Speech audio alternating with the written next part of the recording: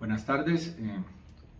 Como quedamos en la sesión anterior, vamos a arrancar con las demandas ejecutivas para cualquiera de las prestaciones que se puedan perseguir a través de los procesos de ejecución. En este caso, al igual que como ocurrió cuando analizamos lo relativo a las conductas que puede desplegar el demandado cuando es notificado de una demanda, hay muchas opciones. Y es mi deber explicarles todas y cada una de ellas con sus consecuencias para que por supuesto ustedes puedan entender cuáles son las más recomendables teniendo en cuenta cada situación.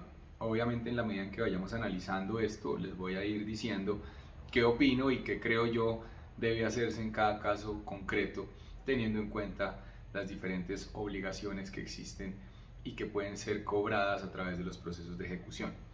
La primera y más frecuente de todas las obligaciones que se pueden cobrar a través de un proceso ejecutivo son las obligaciones consistentes en pagar una suma de dinero.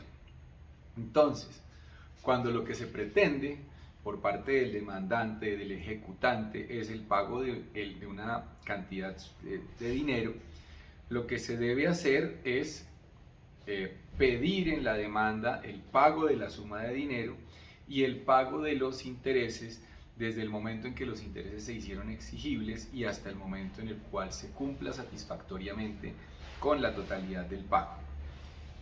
Un ejemplo de una cantidad líquida de dinero es: fulanito le debe a menganito la cantidad de 100 millones de pesos instrumentados en un pagaré, en una letra de cambio, en un cheque, en cualquier cosa.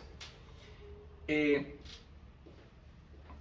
la misma manera, puede ser que también el título contenga una obligación que a través de una simple operación aritmética pueda determinar su valor con absoluta claridad, es decir, que no esté totalmente determinado, pero que exista absoluta certeza y claridad, siendo esta suma de dinero determinable.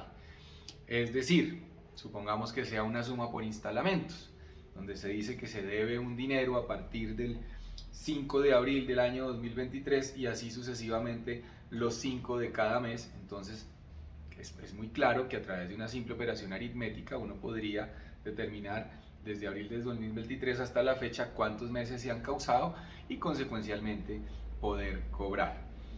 En ese caso, pues lo que hay que hacer cuando se presenta la demanda es, por supuesto, tener la claridad debida, explicar cuáles son los instalamentos que se han causado, realizar la operación aritmética y consecuencialmente realizar la pretensión. ¿Con qué fin? Pues con el fin de evitarle trabajo al juez y demoras, por supuesto, para ustedes y para sus clientes.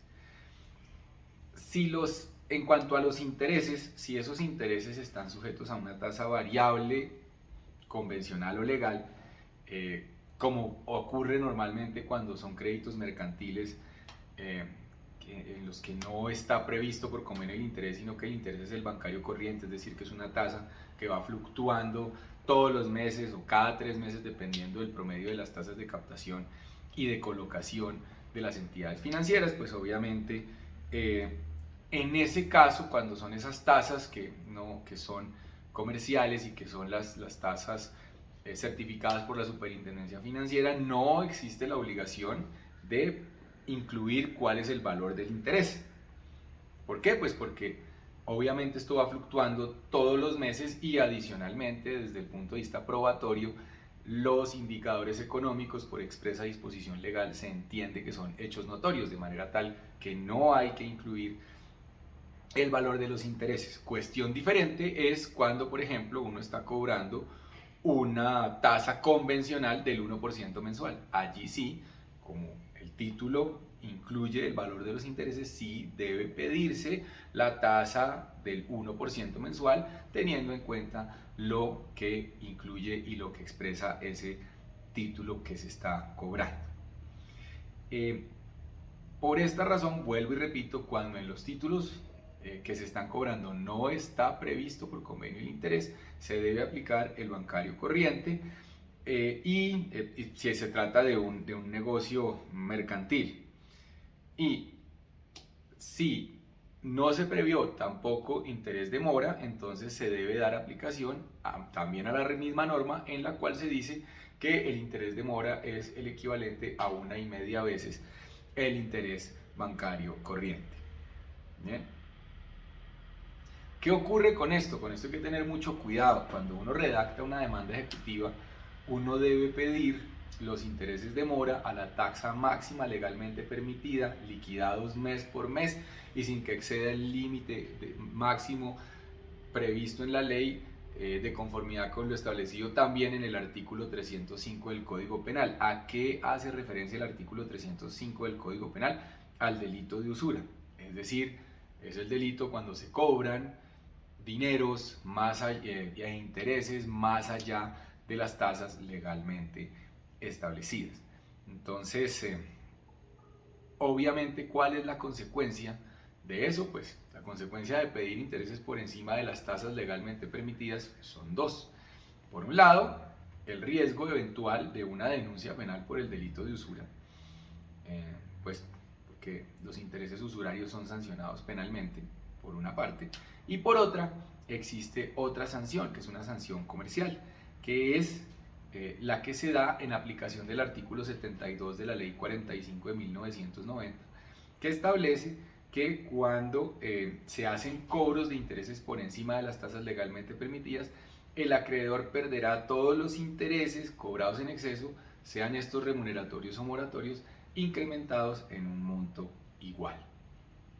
Esto del cobro excesivo de intereses también es una de las defensas que puede proponer el demandado cuando se entera de la existencia de un proceso ejecutivo en su contra. Bien, también hay un tema que es importante tener en cuenta respecto a los intereses sobre intereses, o lo que se haya dado en llamar el anatocismo. Cobrar intereses sobre intereses es absolutamente posible siempre y cuando, como dice el artículo 886 del Código de Comercio, se trate de intereses debidos por lo menos con 1 año de anterioridad. Es decir, si a mí me deben intereses por la suma de dinero que me están adeudando, hay intereses causados y no pagados desde hace más de 1 año, yo puedo pedir intereses sobre esos intereses. Eso es lo que se conoce como anatocismo. Legalmente está permitido en ese tipo de eventos. Hay algunos temas, digamos, de índole financiera que son un poquito más complejos de explicar y que este no es el momento. Ustedes tendrán posibilidad en obligaciones, en contratos bancarios, de ver este tipo de situaciones, que es lo que hace referencia a la capitalización de intereses, que es diferente a el anatocismo, que es intereses sobre intereses. Es una diferencia muy sutil, pero es absolutamente clara. Los intereses, uno puede pactar capitalización de intereses si las partes están de acuerdo, que es la forma como funciona el sistema financiero en Colombia. Lo que no se puede hacer es cobrar intereses sobre intereses sin la debida autorización y sin el debido convenio. Son dos cosas distintas, y si quieren después otro día con más calmita, si nos da el tiempo, les hago una explicación sobre eso, porque es un tema importante para que ustedes lo tengan en cuenta en efecto de las obligaciones dinerarias, pero es un tema bastante espinoso y complejo de explicar, por lo cual sugeriría que si nos da el tiempo lo hagamos en una sesión aparte. Entonces, ¿cómo es el mandamiento de pago? Ya vimos cómo es la demanda cuando se están demandando sumas de dinero. ¿Cómo es el mandamiento de pago cuando se están pidiendo el pago de sumas de dinero? Cuando lo que se está pidiendo es el pago de una obligación dineraria y la demanda viene elaborada en legal forma y cumple con todos los requisitos de ley, y obviamente está acompañada del título que preste mérito ejecutivo, el juez puede proferir mandamiento de pago para que el deudor, dentro de los 5 días siguientes a la notificación del mandamiento de pago, realice el pago, valga la redundancia, al acreedor de la suma líquida de dinero que se está demandando por capital, más los intereses desde que se hubiesen hecho exigibles y hasta el momento en que la obligación sea totalmente pagada. El juez, en consecuencia, si estima que la demanda fue presentada en legal forma y que adicionalmente lo pedido está bien, la demanda está bien formulada en cuanto a las pretensiones, libre el mandamiento de pago de la forma en que se solicitó en la demanda, pero recuerden que como lo vimos en la clase anterior, también el juez puede librar mandamiento de pago de la forma en que él considere que es legal. Bien, los 5 días que le confiere la ley al deudor para que realice la prestación debida consistente en pagar una suma de dinero, en el caso que estamos analizando en este momento, se cuentan a partir del día siguiente al momento en el cual fue el deudor notificado del mandamiento de pago. Si esa obligación, por ejemplo, constituye en una suma de dinero en moneda extranjera, el mandamiento de pago ordena que se cumpla con la obligación en la divisa que se haya acordado. Bien, ¿qué es lo que pasa? Que en Colombia no existe la posibilidad de pagar obligaciones en moneda que no sea pesos colombianos, la moneda de curso legal en Colombia. Entonces lo que se hace allí es que dependiendo de la tasa representativa del mercado del día en que se vaya a efectuar el pago, pues a esa tasa se liquida el valor de los pesos colombianos y sobre ese entendimiento es que se realiza el pago. Bien. También hay otra posibilidad en el mandamiento de pago. Pueden solicitarse el pago de mesadas o de prestaciones periódicas, como puede ocurrir en el caso en que se esté presentando una demanda por un dinero derivado de una prestación de alimentos, o en el caso en que se esté demandando el pago de unas cuotas de administración o también de unos cánones de arrendamiento. Entonces, en ese caso, el juez libra mandamiento de pago por las sumas que se han causado ya, las que se están cobrando, que se deben, y por todas aquellas que se vayan causando en la medida en que vaya presentándose el transcurso del tiempo, es decir, por aquellas que en lo sucesivo se causan. Bien, ese es el mandamiento de pago y la demanda cuando se trata de una obligación consistente en pagar una suma de dinero. Vamos a ver ahora lo que pasa cuando hay una demanda ejecutiva cuya pretensión es el pago de una obligación de dar consistente en entregar una especie, mueble o bienes de género diferentes de dinero. Por ejemplo, si yo me comprometía a entregar, yo qué sé, 10 bultos de pan, 10 bultos de azúcar, un camión lleno de maíz y un largo etcétera. Esas obligaciones también existen. Bajo esta forma de ejecución, y eso hay que dejarlo muy claro de entrada, no es posible solicitar la entrega de un bien inmueble, solamente la entrega de bienes muebles, especies o géneros diferentes de dinero. Esto no significa que no existan vías procesales para la entrega de bienes inmuebles. Si ustedes recuerdan, existen ya a continuación de algunos procesos como la restitución de tenencia de inmueble arrendado, como las de pertenencia, existen ya las diligencias de entrega previstas en el artículo 308 y 309 del Código General del Proceso. Esas son formas de exigir el cumplimiento de obligaciones entrañadas en bienes inmuebles que están ya previstas en la ley y que dan la posibilidad de ejecutar una sentencia cuando esa misma sentencia así lo ordene. Cuando se trata de presentar de exigir el cumplimiento de una obligación de dar, consistente en que se entregue una especie, mueble o bienes diferentes de dinero, el demandante tiene 3 opciones. La primera de esas opciones es solicitar la entrega del bien más los perjuicios moratorios causados. Yo les digo, son 3 hipótesis que debemos analizar, pero al final de este momento les voy a decir cuál es la que yo recomiendo, porque si no, pueden terminar ustedes estrellados contra una pared y teniendo la obligación o la necesidad de presentar una nueva demanda, lo cual es a todas luces inoficioso y es una pérdida de tiempo y de trabajo. No obstante, tengo que explicarlas las 3. Entonces, lo primero es presentar una demanda en la que uno solicita la entrega del bien más los perjuicios moratorios. En ese evento se solicita únicamente la ejecución de la obligación in natura, es decir, que se le entregue el bien mueble que se le había prometido al demandante y además que se le paguen los perjuicios moratorios desde el momento en que la obligación se hizo exigible y hasta el momento en el cual se cumpla efectivamente con esa entrega, ¿cierto? Entonces, en este caso, el demandante solicita los perjuicios moratorios que hayan convenido las partes en el título que sirve de base de ejecución, si es que así lo pactaron, y si hubieren guardado silencio, entonces lo que hay que hacer es estimar el valor de esos perjuicios bajo la gravedad de juramento. Esta estimación bajo la gravedad de juramento no es banal. La estimación de perjuicios bajo juramento no implica concederle al acreedor una facultad para que de forma irreal, fabulosa o fantástica se invente cualquier cifra que considere él son los perjuicios compensatorios.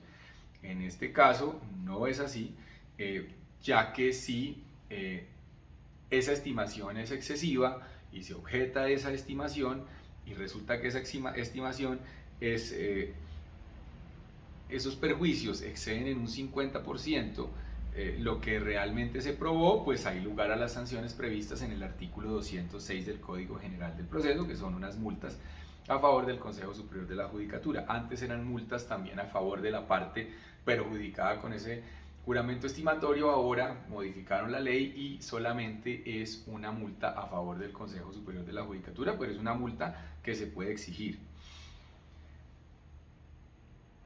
¿Cómo es el mandamiento de pago cuando se solicita la entrega del bien más los perjuicios moratorios causados? Entonces, el juez en el mandamiento de pago le ordena al demandado, al ejecutado, que entregue el bien al demandante en el lugar que se haya indicado en el título ejecutivo, para lo cual señalará un plazo prudencial que se entiende contado a partir de la ejecutoria de la orden de pago, y también le ordenará que pague los perjuicios moratorios que ha causado, pues por obviamente el paso del tiempo. Bien, por ejemplo, se ordena entregar un camión lleno de maíz. Llega el mandamiento de pago y se le ordena al señor fulano de tal, entregue el viaje de maíz de una tractomula de 30 toneladas en los 10 días siguientes contados a partir de la fecha en la cual ha sido usted notificado de este mandamiento de pago. Entonces, llegado el día y la hora para que se cumpla la entrega del bien, pueden ocurrir varias cosas, porque claro, son bienes, géneros diferentes de dinero, entonces pues allí pueden existir muchas diferencias entre las partes, porque claro, yo pedí un maíz AAA en calidad AAA y me están trayendo un maíz AA, que no es de óptima calidad, entonces pueden empezar a presentarse diferencias entre las partes, porque eso no fue lo que usted ofreció entregarme a mí. Y obviamente quien está entregando puede decir, no, esto fue lo que yo ofrecí entregarle a usted. Entonces, cuando se presentan ese tipo de diferencias, hay diferentes hipótesis. Obviamente puede ser que estén de acuerdo también. Entonces, lo que puede ocurrir a continuación es lo siguiente. Lo primero, que el demandante reciba los bienes a satisfacción. En este caso, el juez declara cumplida una de las obligaciones del mandamiento de pago, que es la obligación de entregar, pero como la ejecución también comprendía perjuicios moratorios, el proceso continúa hasta tanto no se paguen esos perjuicios moratorios. Bien. Segundo, puede pasar que el demandante no comparezca a la diligencia de entrega o se niegue a recibirlos o presente una objeción a eso que se le está entregando. Entonces, aquí hay que dividir. Cuando hay una actitud displicente del acreedor de no asistir o de negarse a recibir llanamente sin objetar que los bienes no corresponden a lo que se le había ofrecido, esa actitud se interpreta en contra del demandante, razón por la cual el juez lo que hace inmediatamente es nombrar un secuestre, que es la persona a la que se le van a entregar esos bienes, se declara extinguida la obligación de entregar, pero el proceso continúa por los perjuicios moratorios que se han causado hasta el día en que se produjo la entrega de ese bien mueble. Esa solución del código para cuando el demandante no asiste a la diligencia o se niega a recibir sin formular una objeción es un tema de mucho cuidado. Hay que tener mucha precaución con esa disposición porque eso no puede generar abusos tampoco. Por supuesto que la actitud de una persona de no recibir sencillamente porque no le provoca o de no asistir a la entrega, pues debe entenderse como una mala actitud desde el punto de vista procesal, pero eso no significa que entonces cualquier cosa puede ser recibida porque se presenta una situación de estas. Si los bienes, por ejemplo, supongamos se pide un viaje de maíz en nuestro ejemplo y no se entrega maíz, llegó frijol o llegó maíz que no era de tipo AAA, sino era de muy mala calidad. Entonces el juez debe corroborar esta situación y si resulta que razonablemente lo ofrecido no corresponde con lo entregado, así el demandante no haya asistido a la diligencia, no se puede tener por cumplida la obligación de entregar si es que el juez lo advierte de esta forma. Bien, hay que tener cuidado con esa disposición y por supuesto es muy importante si uno tiene un cliente que tiene que ir a recibir unos bienes que asista y haga ejercicio de sus derechos, si es que está de acuerdo con lo que se le está entregando, bien sea que no lo esté. Porque ¿qué es lo que puede pasar también? Supongamos que el demandante, en nuestro caso, asiste a la diligencia, pero no está de acuerdo con la calidad y la naturaleza de lo que se está entregando y consecuencialmente objeta la calidad o la naturaleza de los bienes que se le entreguen. Presentada esta situación, de ser posible, y solamente de ser posible, el juez debe resolver inmediatamente. Si no es posible, porque tal vez se trata de un tema técnicamente muy complejo o no es tan sencillo de ver, entonces el juez debe, y se hace necesario para poder determinar si efectivamente lo que se está entregando sí cumple o no cumple con lo que está convenido en el título ejecutivo, y es necesario tal vez decretar un dictamen pericial. Los bienes se entregan provisionalmente a un secuestre a quien se le designa en ese mismo momento. Es decir, si se presenta la diferencia entre el quien recibe y quien entrega, el juez debe, y el juez no puede resolver inmediatamente, lo que hace es se designa un secuestre, le entrega ese secuestre, el secuestre es custodio de esos bienes mientras que se resuelve la objeción. ¿Bien? Si decide inmediatamente y declara no probada la objeción, es decir, dice, hombre, no, le asiste razón al deudor, declara cumplida la obligación de entregar y la ejecución continúa únicamente por los perjuicios moratorios causados. Si declara aprobada la objeción, es decir, dice, hombre, el acreedor tiene razón al vetar la calidad y cantidad y naturaleza de los bienes que se le están entregando, ante el fracaso de la obligación de entregar y dado que no hay en este caso una pretensión que la sustituya, debe declarar terminado el proceso mediante auto que ni siquiera admite el recurso de apelación. Por eso les decía que es mi deber explicarles esto, pero obviamente lo que debe hacerse en estos casos es presentar la pretensión para que se entreguen los géneros, los bienes debidos y los perjuicios moratorios, y en subsidio pedir los perjuicios compensatorios para no tener que iniciar luego otro proceso por los perjuicios compensatorios. Dicho esto, continuamos. La declaratoria de terminación del proceso, si no se pudo cumplir la obligación in natura, pues no tiene claramente los efectos extintivos de la obligación. Es decir, la obligación sigue existiendo, la obligación de entregar sigue existiendo. ¿Qué es lo que pasa? Que como no se entregó o lo que se entregó no cumplía con las calidades y cantidades debidas, pues el proceso debe terminar allí porque no había otra pretensión, La obligación no se extingue, por lo cual habría que presentar una nueva demanda ejecutiva en la cual únicamente se demande el pago de los perjuicios compensatorios. Si esa objeción, como le habíamos visto, no se podía resolver inmediatamente, los bienes quedan en poder de un secuestre.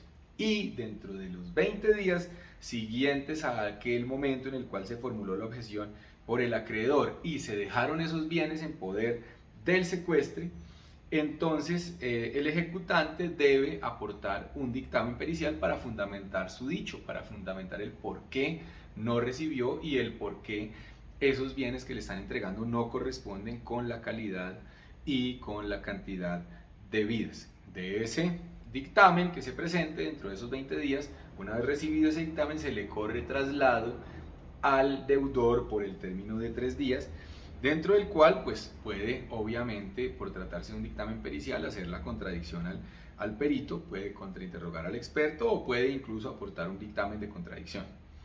Precluido el término para presentar el dictamen, realizado el traslado al ejecutado o surtida la audiencia a contradicción del dictamen según corresponda, el juez resuelve esa objeción y puede declararla probada o no probada.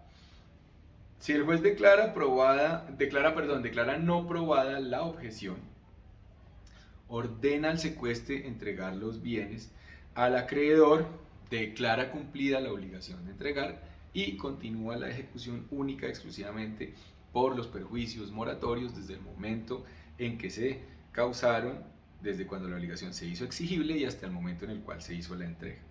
Si el juez declara aprobada la objeción, es decir, que el acreedor tiene razón en negarse a recibir los bienes, como no hay otra pretensión que considerar en este caso, entonces declara terminado el proceso sin que ello implique, vuelvo y repito, una extinción de la obligación, ya que el demandante podrá formular una demanda ejecutiva, ya no para que se le cumpla la obligación in natura, porque esa pretensión ya se agotó, sino para demandar el pago de perjuicios compensatorios. Hay una tercera opción que ya la habíamos analizado, que es cuando se solicitan los perjuicios compensatorios en reemplazo de la entrega de la cosa. Es decir, se pide, de pronto ya no le interesa al acreedor recibir la obligación in natura, ya no quiere que le entreguen el bulto, ya no quiere que le entreguen el maíz, ya no quiere que le entreguen el azúcar, ya no quiere que le entreguen esas cosas, sino que puede pedir, como lo dice la ley, lo dice el 428 del Código General del Proceso, puede pedir la entrega de una suma de dinero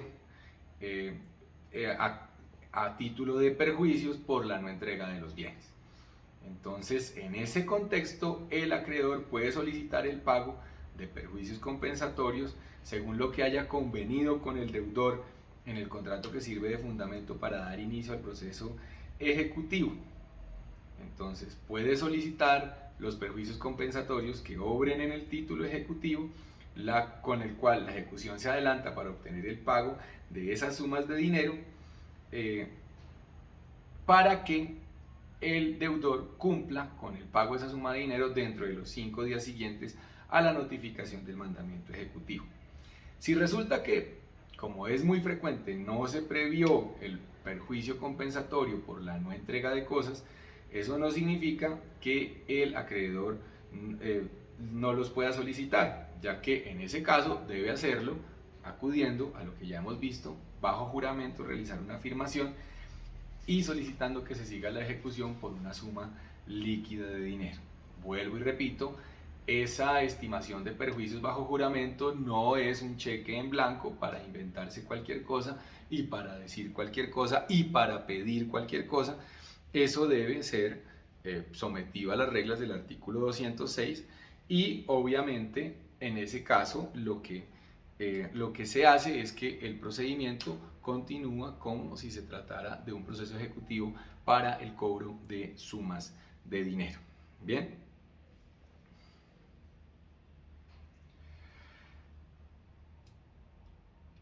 ¿Qué pasa cuando el demandante o cómo se presenta la demanda y el mandamiento de pago cuando el demandante, que esto es lo que yo sugiero hacer, esto que les voy a contar es lo que yo sugiero hacer, el demandante solicita como pretensión principal la entrega del bien más los perjuicios moratorios y subsidiariamente solicita los perjuicios compensatorios.